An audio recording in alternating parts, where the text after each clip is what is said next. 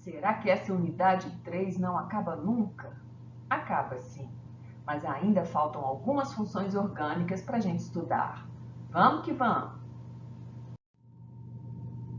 E assim prosseguimos o estudo das principais funções orgânicas, mais especificamente dos compostos oxigenados.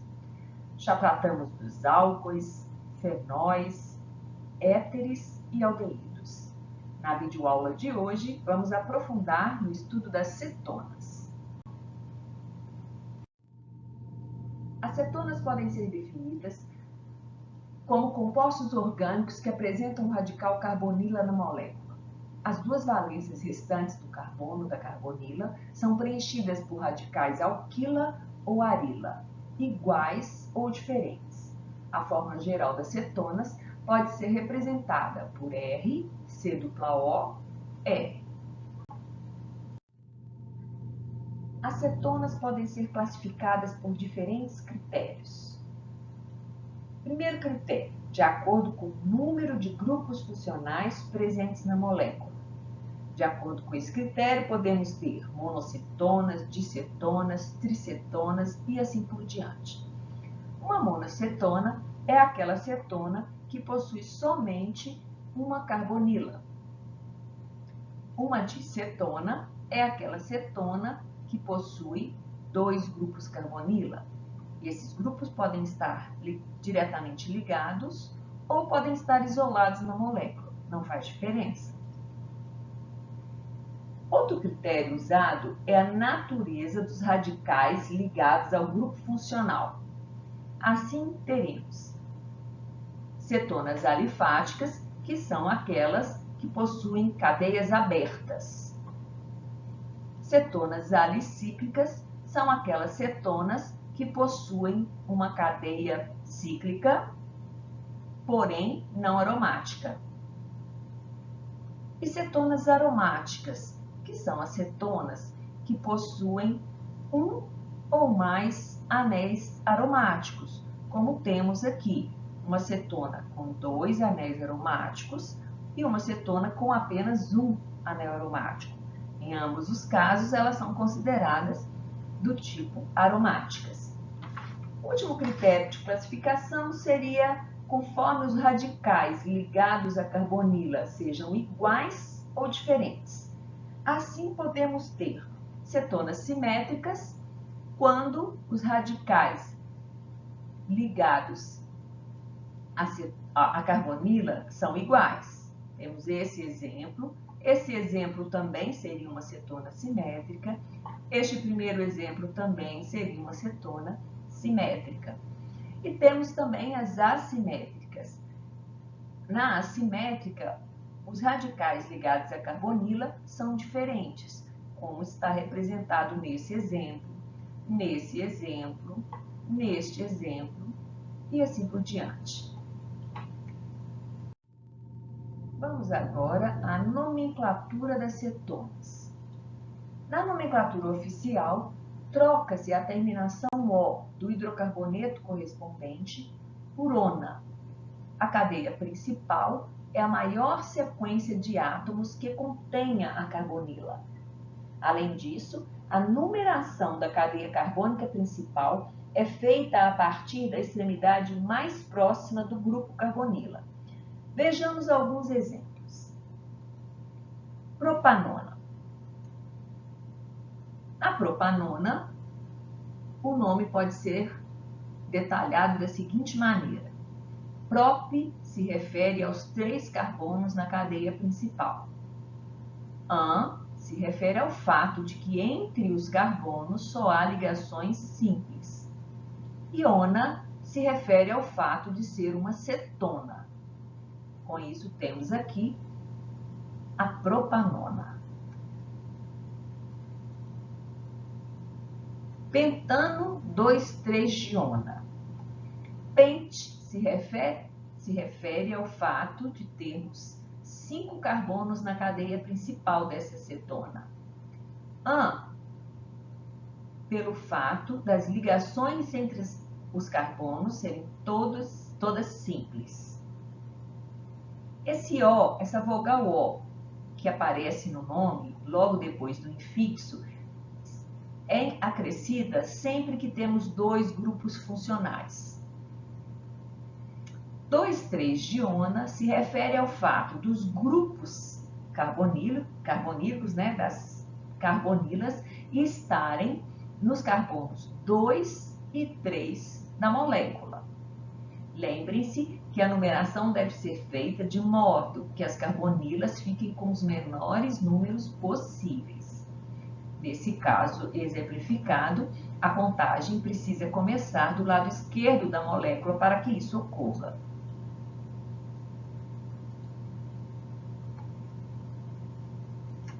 Outro exemplo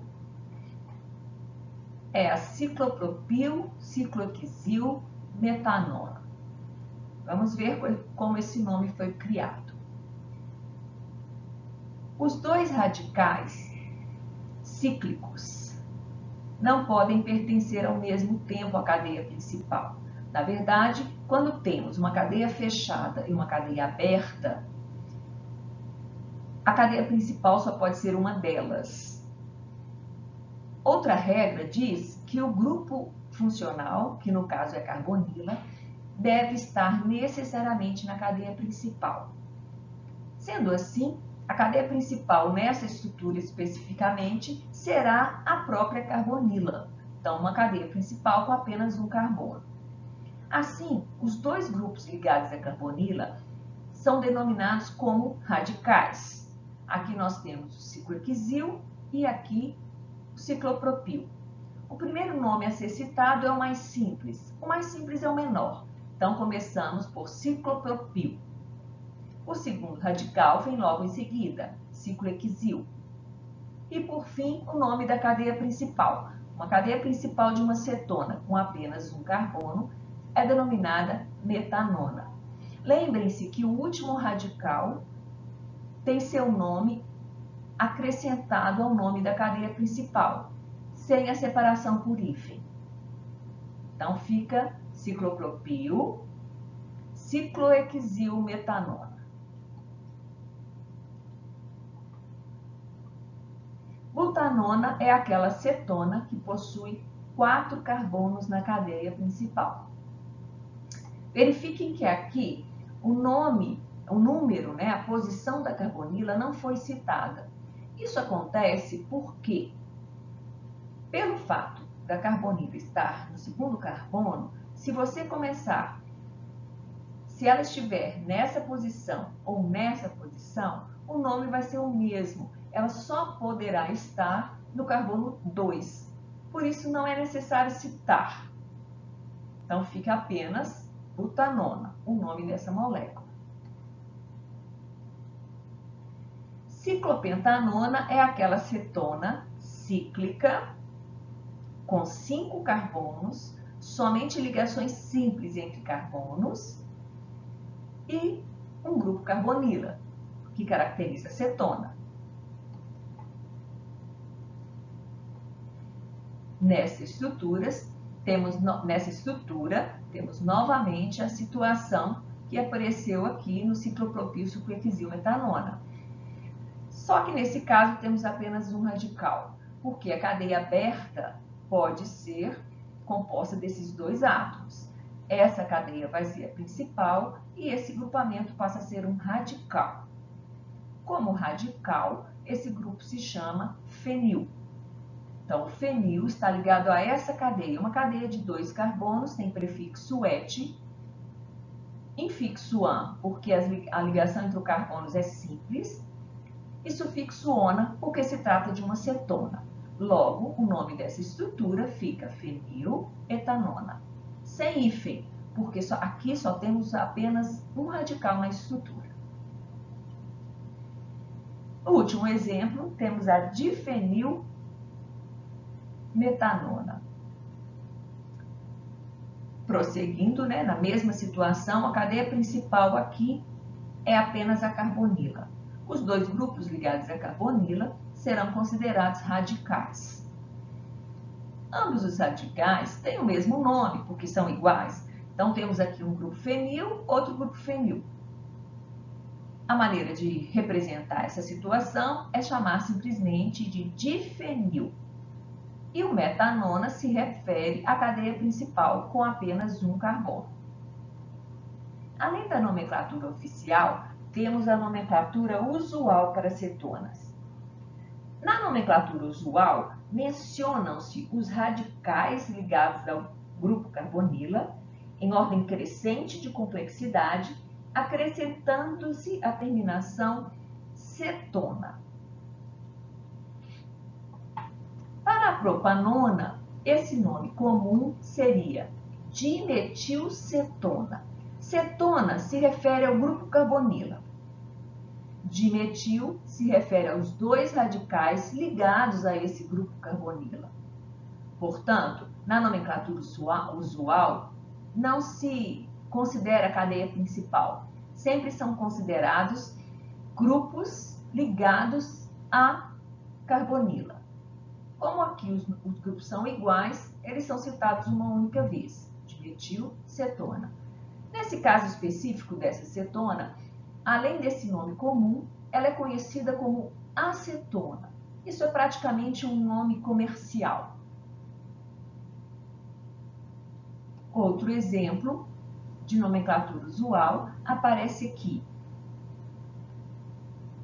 Ficaria ciclopropil, que é o anel mais simples, ciclohexil, cetona.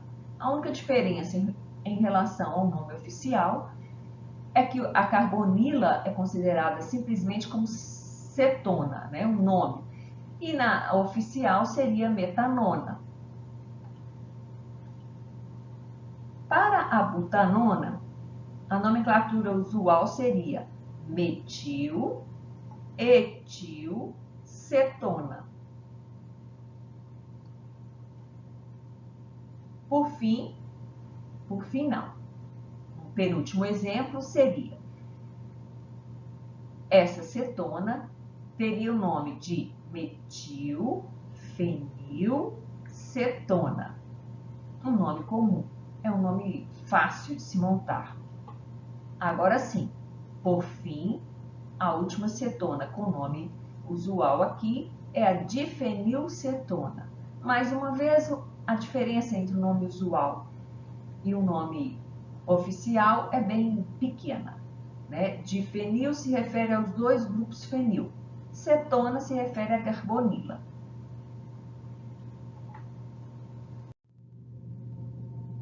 Vejamos agora as propriedades físicas das cetonas. A temperatura e pressão ambientes, as cetonas com até 10 átomos de carbono na cadeia são líquidas e as demais são sólidas. As cetonas são compostos incolores, em geral. Além disso, são compostos polares e, por esse motivo, têm temperaturas de ebulição mais altas que os compostos apolares de massa molecular comparável. Assim como os aldeídos, a interação intermolecular das cetonas é do tipo dipolo-dipolo e, por isso, tem temperaturas de ebulição mais baixas que os álcoois e ácidos carboxílicos correspondentes, uma vez que esses últimos têm interação do tipo ligação de hidrogênio, que é mais forte. As cetonas mais simples, com até 4 átomos de carbono, são capazes de fazer ligação de hidrogênio com a água e, devido a isso, são parcialmente solúveis em água, exceto a acetona ou propanona, que é totalmente miscível em água. A ligação de hidrogênio entre a cetona e a água pode ser visualizada nessa figura. A partir de 5 átomos de carbono, as cetonas tornam-se pouco solúveis em água, devido ao aumento da cadeia carbônica, que é a porção apolar da molécula. Por outro lado, as cetonas são solúveis em solventes orgânicos usuais, sendo que as cetonas sólidas são totalmente insolúveis em água. As cetonas são mais solúveis em água e apresentam temperaturas de ebulição mais elevadas que os seus isômeros aldeídos. Vamos explicar agora por que as cetonas têm temperaturas de ebulição mais altas que seus isômeros aldeídos e maior solubilidade em água que seus isômeros aldeídos. Considerando o aldeído propanal e sua cetona isômera, a propanona, acontece o seguinte. Primeiramente, vamos lembrar que compostos isômeros são compostos diferentes que possuem a mesma fórmula molecular. E é o que acontece aqui, uma vez que o aldeído, aqui representado, e a cetona têm o mesmo número de átomos de carbono, de hidrogênios e de oxigênio. Vamos ao efeito que a carbonila provoca nessas estruturas. Como o oxigênio é muito mais eletronegativo que o carbono, isso provoca nessa ligação uma alta polarização. O oxigênio atrai um par de elétrons e gera aqui uma carga parcial negativa. Consequentemente, como os elétrons se afastam do carbono, aparece aqui uma carga parcial positiva. Um grupo ligado à carbonila, que é um radical alquila, aqui no caso, né? Radical alquila é aquele radical que tem cadeia aberta ou que é um ciclo não aromático. Esses radicais, eles são capazes de fornecer elétrons para a carbonila nessa situação. Por que eles fornecem? Na verdade, essa carga positiva acaba por atrair elétrons das cadeias laterais. Esse efeito que acontece aqui é chamado de efeito indutivo. Nesse caso, o efeito é chamado efeito indutivo positivo. Esse positivo não tem relação com a carga de elétrons. O positivo significa que esse radical é capaz de aumentar a densidade eletrônica na carbonila, uma vez que fornece elétrons para a mesma. Guardem que esse fornecimento de elétrons não é doação completa de elétrons, é apenas uma tentativa que esse carbono faz de diminuir essa carga positiva que foi gerada no carbono por causa do oxigênio. Quando esse carbono faz isso, ele também fica com uma carga um pouco menor, né? A carga dele fica parcialmente positiva. E isso faz com que ele atraia elétrons do carbono vizinho. Por isso esse efeito é chamado de indutivo. É porque um efeito inicial induz outro efeito nos outros átomos. Cabe ressaltar que o efeito indutivo ele é razoável no primeiro carbono. Ele ainda existe no segundo carbono. Mas, se prosseguirmos aqui colocando carbonos, esse efeito é praticamente desprezível. Esse efeito vai acontecer aqui no aldeído, por causa da carbonila e do radical alquila. Mas acontece também nas cetonas. E nas cetonas ele acontece com maior intensidade, porque temos dois grupos alquila e não apenas um. Então, este carbono provoca o efeito indutivo aqui e este carbono também. E o primeiro átomo ligado à carbonila sempre tem um efeito indutivo muito maior que o segundo. Né? Se alguém pensou aí que aqui também tem dois carbonos e por isso o efeito deveria ser o mesmo, ele não é, porque o primeiro carbono tem um efeito considerável, o segundo não. Aqui eu tenho dois primeiros carbonos, como poderíamos dizer. E esse efeito indutivo nas cetonas, portanto, é mais intenso do que nos aldeídos. Esse efeito indutivo faz com que a densidade eletrônica da carbonila fique muito mais acentuada. Consequentemente, a sua polarização fica mais efetiva. Polos mais intensos geram interações mais fortes. Interações mais fortes levam a temperaturas de ebulição mais altas. Além disso, polos mais intensos aumentam a polaridade da molécula. Moléculas mais polares tendem a ser mais solúveis em água, como já sabemos. Vamos resumir essa informação em palavras. O grupo alquila, ligado à carbonila, provoca efeito indutivo positivo, uma vez que empurra elétrons para a carbonila, aumentando a densidade eletrônica da mesma e facilitando assim a polarização. Como as cetonas têm 2 grupos alquila e o aldeído apenas um, o efeito indutivo é maior nas cetonas. O resultado disso é que as cetonas são mais fortemente polarizadas que os aldeídos. Em outras palavras, o efeito dos 2 grupos alquila sobre a carbonila da cetona aumenta sua polarização e, consequentemente, a força de sua interação, o que leva à necessidade de maior quantidade de energia para rompê-la. Consequentemente, a temperatura de ebulição da cetona é maior que do aldeído.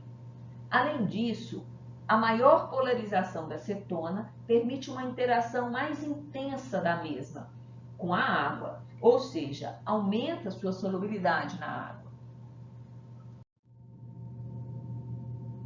Vamos agora às propriedades químicas das cetonas. Assim como os aldeídos, as cetonas são chamadas de compostos carbonílicos porque apresentam a carbonila. Na carbonila, o carbono e o oxigênio apresentam hibridização sp2. Logo, podemos dizer que ela possui uma estrutura plana e polarizada, devido à diferença de eletronegatividade entre o carbono e o oxigênio. Assim como os aldeídos, as cetonas são compostos muito reativos, devido à presença do grupo carbonila, que é extremamente polarizado. A consequência disso é que esses compostos reagem preferencialmente por reações de adição ao grupo carbonila. Rompe-se a ligação π e adiciona-se um ligante no carbono e outro no oxigênio. Como exemplo, podemos citar a adição do cianidreto à propanona. O grupo H+, se adiciona ao oxigênio, que é o polo negativo, e o grupo Cn- se adiciona ao carbono, que é o polo positivo. Isso leva à formação de uma cianidrina, nesse caso, de uma cetocianidrina, já que se originou de uma cetona. As cetonas são mais estáveis que os aldeídos e somente se oxidam na presença de oxidantes enérgicos, tais como ácido nítrico concentrado ou ácido dicrômico, também concentrado. Nessas reações, ocorre ruptura em ambos os lados da carbonila, formando ácidos carboxílicos. Vejamos como isso ocorre. Considerando aqui uma cetona, a hexantreisona, vamos ver o que acontece quando essa cetona é tratada com ácido nítrico concentrado e aquecimento. Toda vez que uma cetona é oxidada com esse oxidante, ocorrem 2 tipos de quebras. Algumas moléculas se quebram à esquerda da carbonila. Nesse caso específico, uma quebra na posição esquerda levaria à formação de 2 ácidos carboxílicos. Um ácido carboxílico com 2 carbonos, a carboxila nesse carbono, onde sofreu a quebra. E um outro ácido carboxílico com 4 carbonos. Ressaltando que a carboxila é formada no carbono onde houve a quebra. Então, teríamos um carbono, um ácido carboxílico com 2 carbonos e um ácido carboxílico com 4 carbonos, para aquelas moléculas que se quebrarem na posição esquerda da carbonila. Todavia, algumas moléculas vão ter quebra do lado direito da carbonila. Se houver a quebra do lado direito, teremos 2 ácidos carboxílicos, um com 3 carbonos e o outro também com 3 carbonos. Como essa molécula é simétrica, teremos ácidos carboxílicos iguais, mas isso não é regra. Isso acontece algumas vezes dependendo da estrutura da cetona. Então, aqui formaríamos cetona, ácidos carboxílicos com 3 átomos de carbono. Vejam bem, guardem bem para vocês que não ocorre uma quebra ou outra quebra. Sempre ocorrem os 2 tipos de quebra. O fato é que algumas moléculas se quebram numa posição, à esquerda da carbonila, por exemplo, e outras se quebram à direita. Portanto, sempre teremos 4 ácidos. E algumas vezes, esses ácidos podem ser iguais. Nesse exemplo especificamente, vamos ter 3 tipos de ácidos, mas uma molécula vai se quebrar em 4 ácidos. Espero que tenham compreendido. Caso não tenham, durante as atividades, poderão tentar esclarecer alguma dúvida que acontecer. Como qualquer outro composto, as cetonas também sofrem reações de combustão, produzindo CO2 e água. Para finalizar nosso estudo, vamos agora às aplicações das cetonas. Várias cetonas de moléculas grandes são encontradas em flores e óleos essenciais. Outras são sintetizadas pela indústria da perfumaria, como a civetona. A cetona mais importante é a propanona, mais conhecida como acetona, muito usada como solvente no laboratório e na indústria, na obtenção de acetileno, do acetato de celulose, de tintas, vernizes, esmaltes, etc. A ciclohexanona é matéria-prima na síntese do nylon. E por aí vão. As cetonas têm várias aplicações, que não vamos detalhar aqui. Aqui se encerra nosso estudo sobre as cetonas. Com isso, vão faltar apenas 2 funções oxigenadas, os ácidos carboxílicos e os ésteres, objetos do nosso estudo nas próximas videoaulas. Até lá, queridos!